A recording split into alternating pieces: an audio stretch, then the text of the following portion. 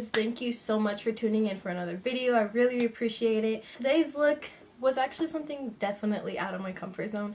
I've never attempted to do any look like this, so I'm really excited to share it with you guys. It was super simple. It was like the most simple way possible for me to achieve it, so I made sure it was simple for all of you guys to recreate it. If you want to see how I got this look, go ahead and stay tuned. So starting off, I'm going to go in with my, as usual, Vaseline lips. These are my holy grails, as you guys know. Now I'm going to go ahead and use my Brow Wiz from Anastasia, and mine is almost gone. I'm so sad, but I'm just going to start by taking little strokes right underneath where my hair begins in the front and drag that out a little bit. I'm just going to take this little angled brush from Morphe, and I really like this because if I start sweeping upwards in an upward motion like you see, it really gives me like this hair-like effect, and I like it because it's really natural looking.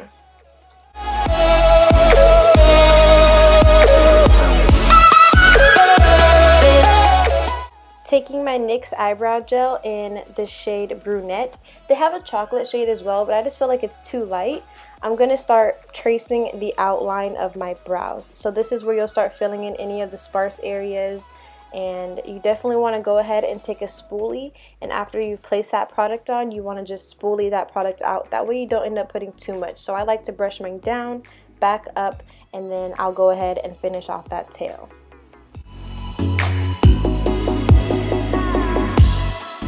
Now, of course, you guys know I love my RCMA concealer palette, so I'm just going to take these two lighter shades. Mine's a hot mess, I know. I like to take these two lighter shades because it creates kind of a highlight effect, and I just take that and really clean up those brows because, as you'll see, I did not put them on too neatly. So just clean it up, make it sharp and crisp, and blend it out, dragging the concealer downwards onto your lid, acting as a primer. Now, using a really simple household item like Scotch tape, I'm going to take that Scotch tape and place it from my outer corner and angling that up towards my brow. And when you do this, you definitely want to make sure that you're putting them on even and securing those down tightly.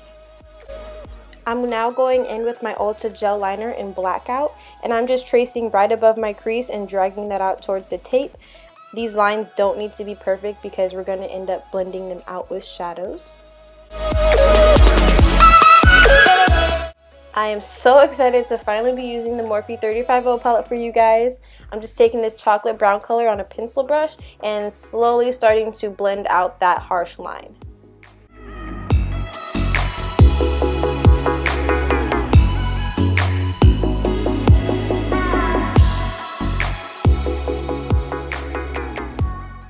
Now that we've softened that line a little bit, I'm just going to take Too Faced Chocolate Bar palette, as I always do, and the color Cherry Cordial, and just start blending that shadow into the other colors as well.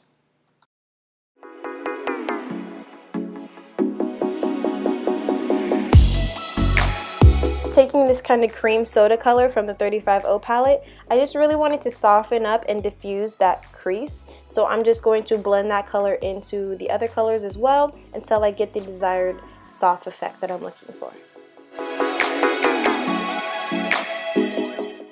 Going in with White Chocolate and Salted Caramel from that same Too Faced Chocolate Bar palette, I'm just going to use this to soften up my brow bone area.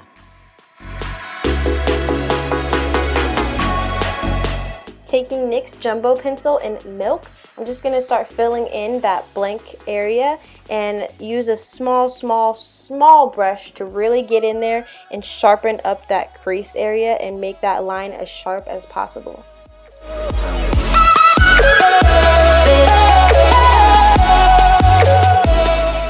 To eliminate any creasing or bumps that you may have, go ahead and take your finger and just kind of pat that product in and blend it out.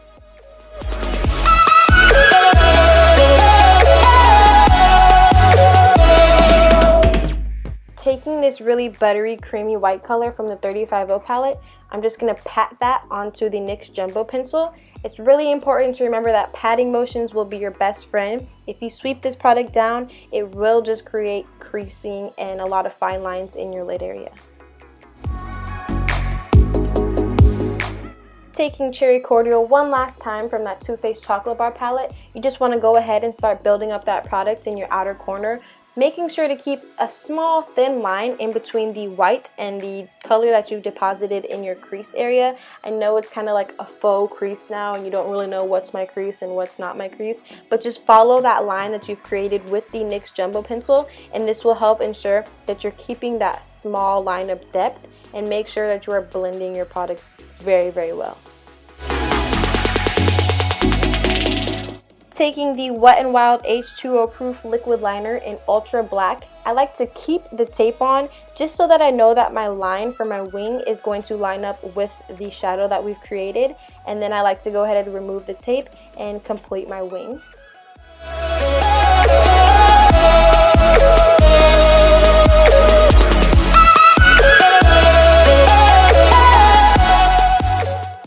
This is my favorite latex-free duo glue. It has vitamins A, C, and E in it. So I just like to go ahead and apply a thin coat of mascara just to eliminate any fallout shadow that I may have had, and wait for my glue to get tacky and put those bad boys on. These are the Eyelure lashes from Target from the Vegas Nay Lashes line, the Grand Glamour lashes. Can I talk?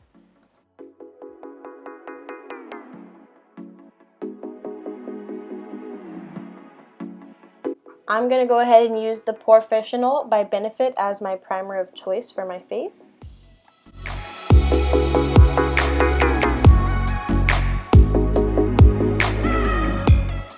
So if you're anything like me and you don't get enough vitamins, you don't drink enough water, you may suffer from dark bags under your eyes. So what I like to do for this is take the shade Warm Coral from the ABH Cream Contour Kit in medium and just put that under my eyes and blend it out using my finger. Then I'll just go ahead and go in with my Match Master from MAC in the shades 3.0 and 5.0, and I'll go ahead and put that all over my face, take a little bit of Fix Plus and spray my brush with that and go ahead and blend that out. After I've blended it out with the brush, I like to go in with the Beauty Blender. Going in with the Beauty Blender just kind of makes everything look more seamless to me.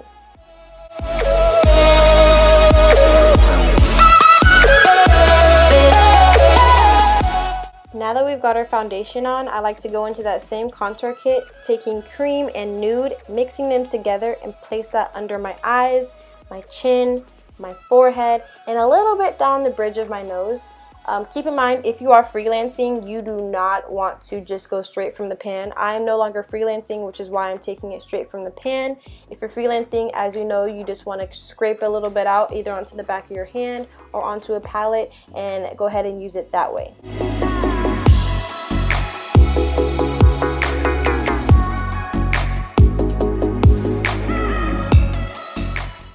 I like to use a damp beauty blender for my concealer and then go ahead and go in with my Midnight Banana powder and set my under eyes. Remember, when setting your under eyes, you want to tap the product in first and then sweep.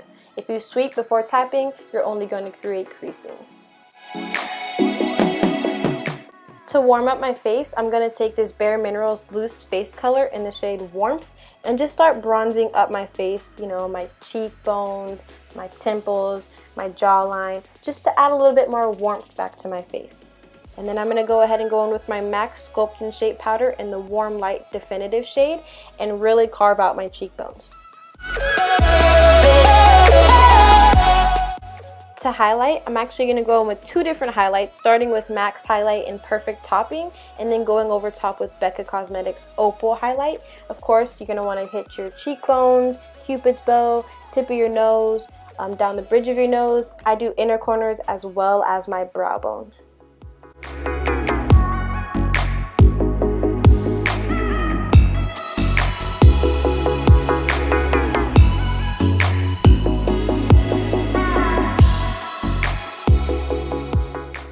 Just to add a little bit of color back to my face, I'm going to be taking Maybelline's Fit Me blush in the shade Deep Wine and brushing that onto the apples of my cheeks, finishing off with a little spritz of MAC Fix Plus, and then adding a little bit of light brown from the 35O palette to my under eyes just to give a little bit of depth.